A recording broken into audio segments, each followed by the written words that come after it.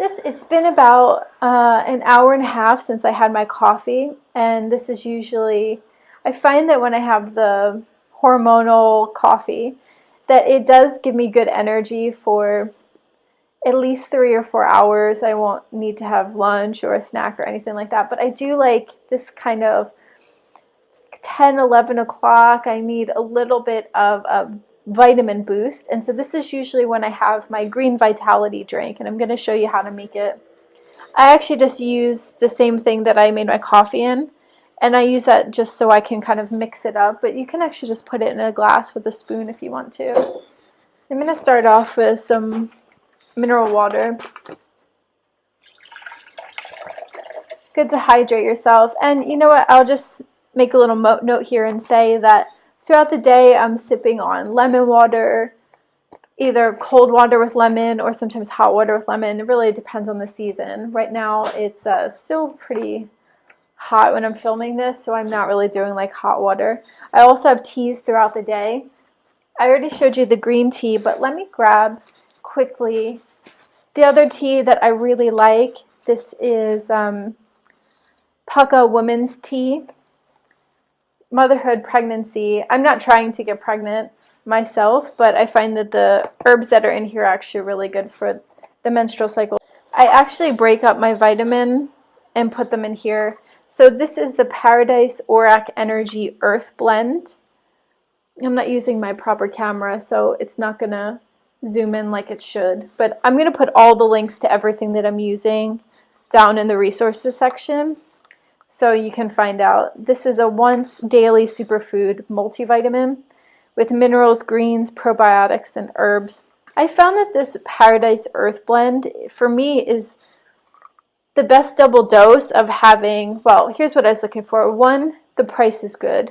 2, it's just a 1 a day. I'm not super structured. I mean, what I show you in terms of eating today is probably as structured as I possibly could get.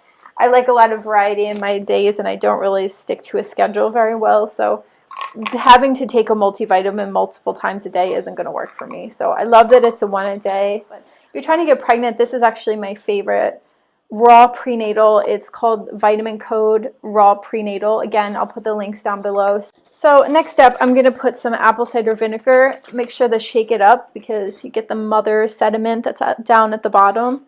You want to make sure that you get all that good mother in there. I usually do, as you can see, I'm not super structured in terms of like all of the measurements, but I usually do like a couple splashes, which probably amounts to about 1 to 2 tablespoons of apple cider vinegar. I like to make sure that it's organic. This is actually a German brand that we get here in Malta, but you can find it. I think Bragg's is really easy to find in the States or Canada. Right now I'm putting in some spirulina. Sea vegetables and sea greens and algae are really important, and it's going to turn this a beautiful green color. Talk about vitamin energy right into your bloodstream. That's pretty good. As you can see, it's a beautiful, brilliantly green, pretty sour drink. It definitely gives you a bit of a pickup, but it's exactly what I need. So I'm going to stop now. I'm going to go do some work. Hopefully my battery is charging so I can record some more videos for the day. And I'm going to be back in a bit with my smoothie, which is next up on the list. So I'll see you then. Hey, so I'm back again. This time it's to make my hormone balancing smoothie of the day. About an hour or so after I've had my green drink, I'm back here again to make sure that I'm stocking up on some good fats and some vitamins and vegetables and some yummy things to put in my smoothie. So I've got a lot of stuff over here that I'm going to put into my smoothie. These are some of my favorite ingredients, but you can try lots of different things. Another thing that I would recommend that I see a lot of people doing is I think a lot of people are putting way too much fruit in their smoothies. I see fruit, well, most fruit actually. I see it as what it should be, which is a sweet treat, more of a dessert rather than the main course. Although the fruits that I do have regularly, besides lemons and limes, berries, So blueberries, strawberries, raspberries, cherries, blackberries, things like that.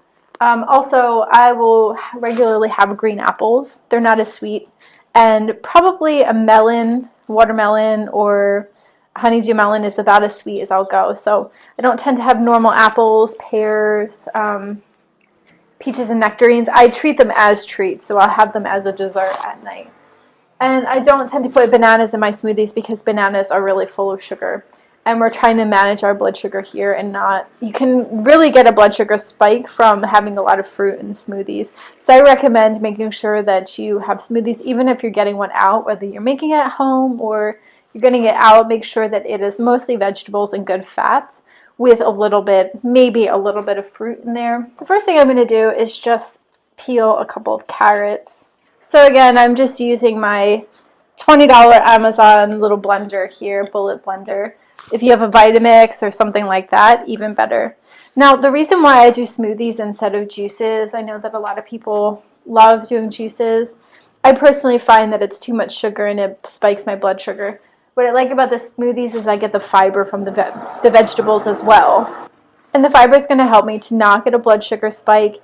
It's also going to help my digestion, and it's going to help to release the sugar into my bloodstream more slowly. It's also going to keep me full for a lot longer.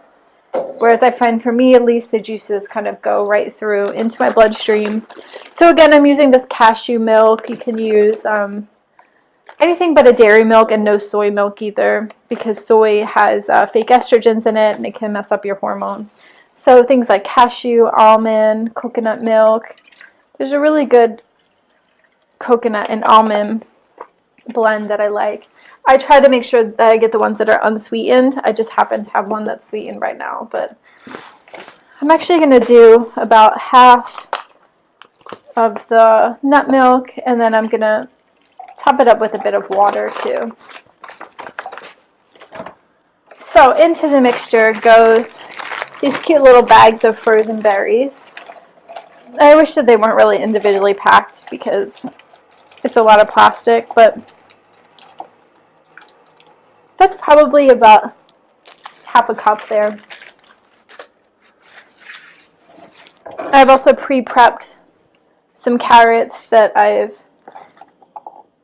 taken the skin off of and chopped up. Into that, an unscientific handful of spinach. This is some frozen cauliflower. I find it's nice to kind of stick it in there, and I don't really taste, I'm not a huge fan of cauliflower as it is, but I find if I put it in my smoothies that I can get it down, I don't even really taste it. So yeah, cheap frozen organic cauliflower, and I'm just actually looking in here to pick the smaller pieces that are going to blend up more easily. So I'm probably putting about half a cup of cauliflower in here. The other things that I'll put in the mix, I'm going to do, I've got my organic extra virgin coconut oil. I'm actually going to put 2 tablespoons of coconut oil in here. There we go. This is the Colon Care. It's powdered psyllium husk. I actually use this to make my favorite bread too. But this is just going to help get a bit more fiber. I'm only going to do a teaspoon of psyllium husk in here. Just 1 teaspoon per day. I'm also eating a lot of vegetables, so I'm getting enough fiber throughout my day. And then this is organic acai powder. It's a beautiful purple shade. It's got a great amount of vitamin C, but also I'd recommend camu powder to put some more vitamin C into your diet too. Vitamin C is going to help with your skin. It's going to help with your immune system. It's also going to help act as an antioxidant to protect you from those free radicals that are aging your cells, aging your skin, aging your body. This is a very beautifying smoothie, which most of my foods, I'm a bit vain, most of my foods I like to make sure that there's something that they're doing double duty to make sure that they're keeping me young and beautiful. I've got half of an avocado here. It's gone a little bit brown from the day before, so I'm actually just taking that top layer of skin off. So I'm just going to take a spoon and I'm going to spoon out half of an avocado for the brilliant good fats, fat-soluble vitamins. As you can see, the smoothie is all the way up to the top here.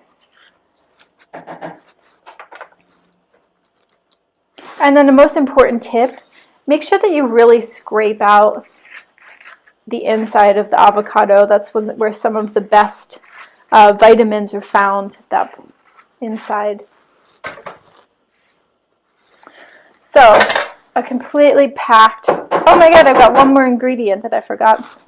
I don't usually make it this big. I think I'm just a little bit excited having you guys here. It's like I'm making some extra for you too. Need that spoon back. Last thing I'm going to put in here is a teaspoon of chia seeds for some protein. And they're stuck there, so I'm just going to take some and eat some. Alright, clear off my workspace a bit here. Just got to go back in the freezer. I didn't use all my carrots, but that's fine because I can prep them for something else that I have later on today. I find that throughout the day, I'm just prepping loads of vegetables, and usually what I do, I haven't done it this time, but when I go food shopping, I make sure to prep a lot of my vegetables in advance, so things like carrots, celery, peppers, things like that. I'll cut them up and kind of julienne them because I find that when I have them in bags and they're already pre-cut, I mean I pre-cut them at home, that I'm more likely to just grab one when I'm in the fridge. Then I'm like looking for a snack. I'll just grab out some celery, grab out some carrots, things like that. So I'm going to give this a good shake.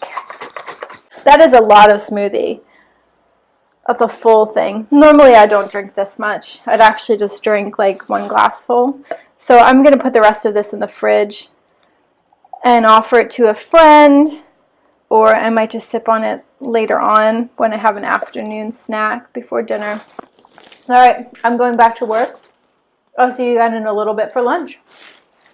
Bye. Hey guys, I'm back again, and here I am in the kitchen.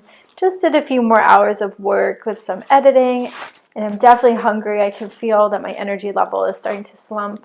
So I'm going to make a nice lunch for myself. Now, I just wanted to say, because I know a lot of you don't have the luxury of working from home and cooking from home. So what I would do in that situation, what I would recommend, is to make a double batch of dinner the night before, especially if you're making a healthy dinner. Now, I'm going to do this part in two parts because I'm going to show you what I'm making, then I'm going to do the prep work. I don't want you to watch me the whole time because it's pretty boring to watch quinoa boiling. So I'm going to tell you what I have, and then I'll start the boiling, then I'll come back again. So what I'm making for lunch is I've got some red quinoa.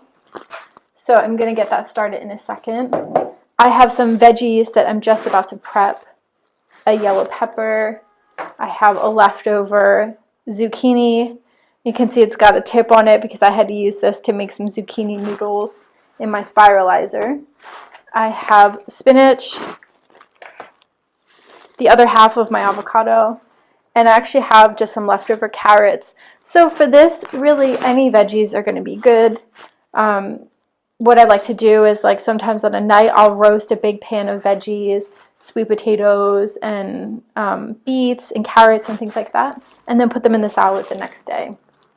Right now, this is just what I have in the house. Ideally, one thing I don't have right now that should go on this salad and should go on this lunch is something fermented, some kind of fermented vegetable, for example, like a kimchi or fermented carrots I really love, or sauerkraut or something like that. I feel like having a fermented vegetable, especially for lunch, is really good for your digestion. Get some good probiotics in there. So what I'm going to saute up these vegetables, including the spinach.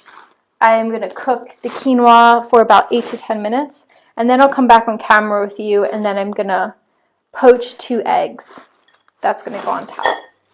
So leave me to it now. I'm just literally going to boil up the pasta and start the vegetables to frying.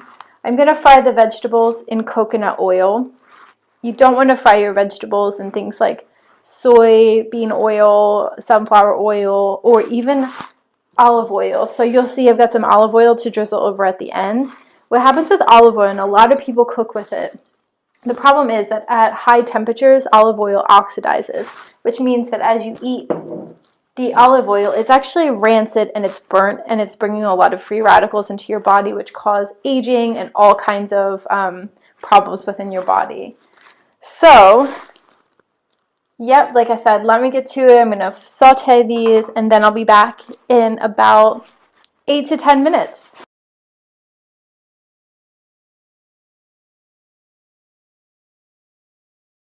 My quinoa, pretty much all the water is gone from that. I'm going to put it on the plate. You can see I'm using a pretty small plate. That's because I don't like to eat huge meals. So I feel like with a smaller plate, it kind of looks like I'm having a big meal on a small plate.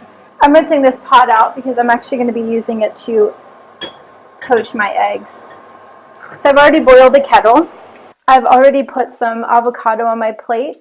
And I've taken the quinoa, it's cooked now, and I put it on my plate. I actually cooked it until all the water was absorbed, so I didn't even really have to drain it or anything. I still have my vegetables sauteing. They're pretty much finished now. They're nice and soft. I put some sea salt in there. But that's it. Coconut oil, sea salt, and the vegetables on a low heat. Just let them saute there on the side. I've got some water in here, waiting for it to come back up to a boil again. And I'm going to use this to poach my eggs. I'm going to throw in my spinach now. I like to save spinach or kale or your kind of more delicate greens to the end. Just stick it in the pan like this. Again, I'm using a handful. The thinking is if there's any extra left over, I don't have to eat all these vegetables. I can actually have them for breakfast or lunch tomorrow. So I'm not going to stress out if I make too much. Because tomorrow I can just put an egg on top of it. Maybe another poached egg. Okay, so poached eggs. This is the pro tip. You want to put some vinegar in there. It doesn't have to be apple cider vinegar, but that's what I have right now. You can actually just use white vinegar too. You're going to put a splash or two in there. You don't want to use salt. When you're poaching an egg, do not put salt in there. So here's the other pro tip, and hopefully I'll be able to do it on camera. You want to take, actually, I'm going to bring you in closer. So when I'm making my poached eggs, I like to stir the water around and make a sort of whirlpool effect, right? So you want to get it to where the water's going around, then quickly crack the egg in there, like so. Again, I'm just going to give it a little quick stir. I'm going to crack my second egg in there as well. And we'll let that boil for a few minutes.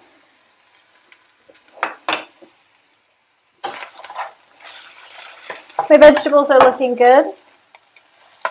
They're looking like they're pretty much done here.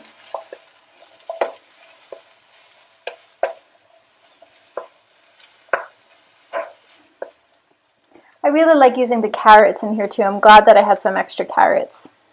So I'm going to take this, just going to decant a bit of this vegetable mixture here. I got a lot of this spinach today. And you see, that's like a full plate. I'm going to put poached eggs on the top. I still have quite a lot left, so I'm going to save that. And that'll create the beginnings of lunch for tomorrow, or maybe even a nice big breakfast. While I'm waiting, I'm taking a drizzle of extra virgin olive oil. Make sure that you are finding extra virgin olive oil instead of using those cheaper olive oil blends, the olive oil blends typically have things like soy or canola or palm or sunflower oil, so it's blended with vegetable oils. And like you learned from one of the other videos, if you have vegetable oils that aren't the good fats, there's a lot of omega-6s in there, and omega-6s are not good for you. So I think that these are probably done. I don't use an egg timer, but I know that you can use an egg timer. I'm just going to use a spoon. Typically it would be a slotted spoon, but this is the first one I grabbed. And plop that on there. I try to avoid getting like the kind of weird bits at the top. The reason why I recommend having poached eggs like this is because the yolks are still going to be runny. And like I've already told you, the yolks are the part that we really want to focus on getting in our diet if you have hormonal issues or you're trying to get pregnant. So here's our finished product. I'm going to go eat al fresco.